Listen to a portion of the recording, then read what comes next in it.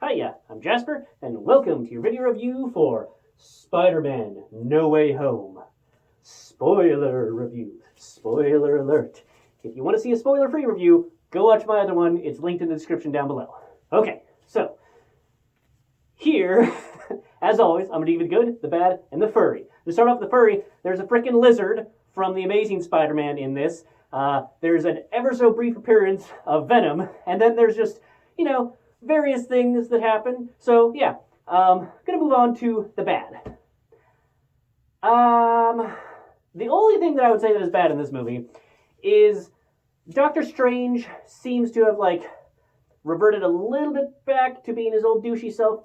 Maybe it's just because I haven't seen some of the MCU in a while. Maybe he just is always a little bit that douchey. But, he blames Peter Parker for him fucking up his own spell.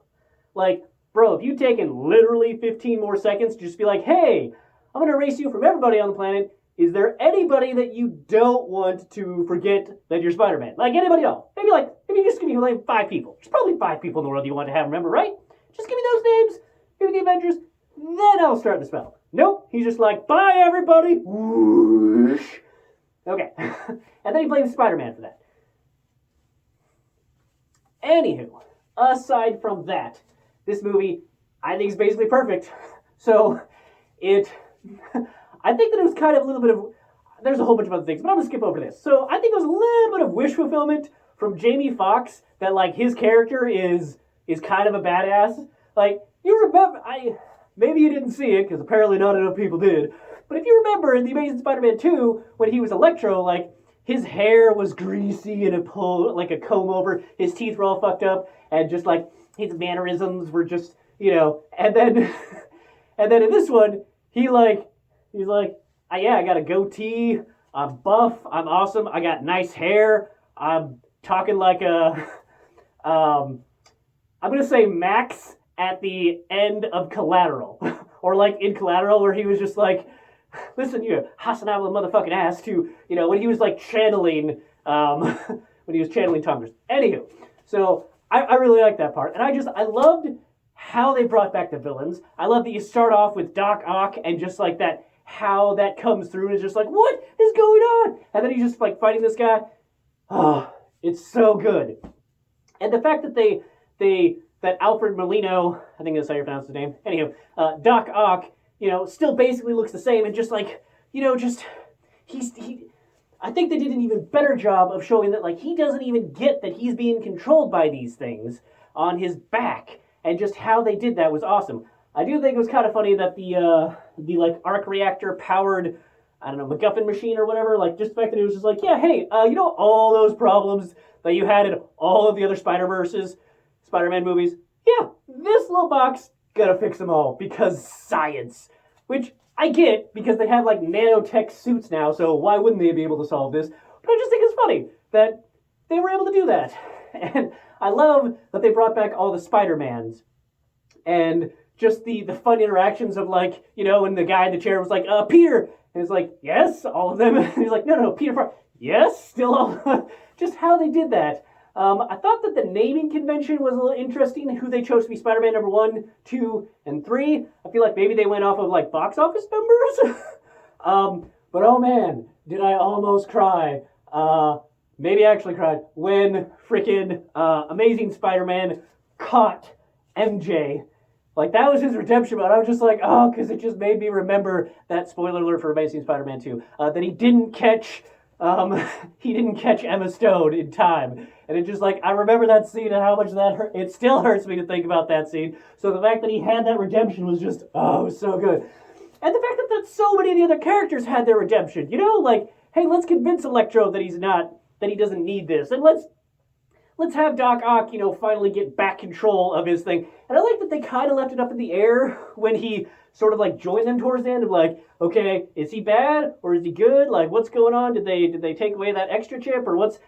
So yeah, I thoroughly enjoyed the last fight sequence.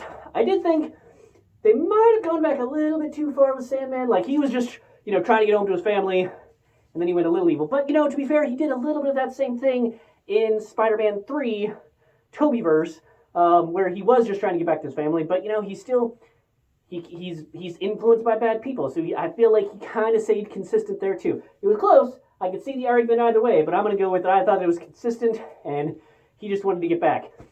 I did think it was an interesting design choice to keep him Sandy up until he lost his powers. I was kind of surprised at that, just because in the Toby verse, like they didn't leave him Sandy, so I don't know if it's maybe a comic book thing to be more accurate to that, or maybe just like they wanted to do that in the third one initially, but they didn't have enough money, and CGI just wasn't there to have a maintained character like that. But they did in this one, so like this is what we always wanted. I don't know. I just kind of surprised by that. Maybe it's because it would cost too much to de-age him as well as de-age everybody else, because I'm assuming like there's no way that Willem Dafoe still looks that good.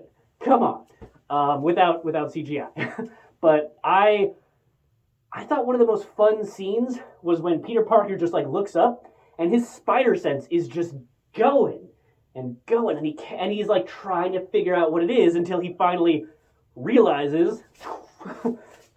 I just thought that was a really neat implementation of his spider sense. And while of course I'm going to miss May, I do think that they definitely, if they were going to kill her, this was the best time and the best way to do it, because she's talked about sticking to your principles and how the other two Spider-Men, like, their journey was kind of instigated in a way by the death of Ben, and here we never even had a Ben. And so it's kind of like, you know, they're all part of such similar universes, you know, where Spider-Man just in near enough universes shoot over, that he needed his Uncle Ben moment. He needed the with great power comes great responsibility moment, and he got it. And I think that that's sort of a rite of passage of Spider-Man. So yeah, I thought they did that really well.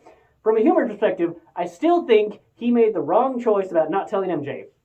It's nice because in whatever next movie he's in, they can immediately be like, and he changes his mind and goes back. It's like, look, I have to tell you something. And I'm still hoping that there's like some magic universe way to like have them, at least maybe the Avengers, or at least MJ and the guy in the chair, regain their memories of him. Of course, she's going to be pissed that he like decided not to tell her. She's going to be like, why didn't you tell me? Like, I told you to tell me. And because the thing is that like you don't get to make that decision for somebody else. She wanted you to tell her. You should have abided by her wishes. Like that is her life, that you are choosing what is best for her life, and I don't think that's right. So from a humor perspective, I disagree. But from the movie perspective, like, I get that, like, hey, now we can have him do other things, or like we can explore other things, or maybe keep him out of the MCU if we need to, or whatever else. Like, it does open up possibilities for them.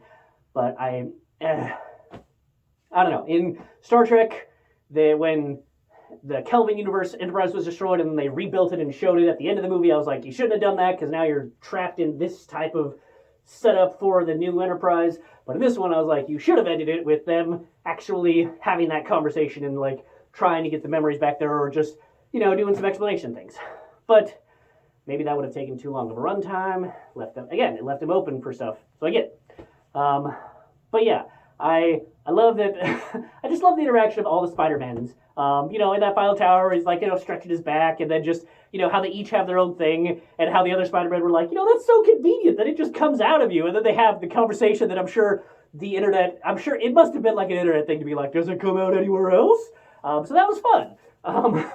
It was a really, really fun movie that got to, like, I don't want to say retcon, because I think generally speaking, retcons are bad. They're lazy.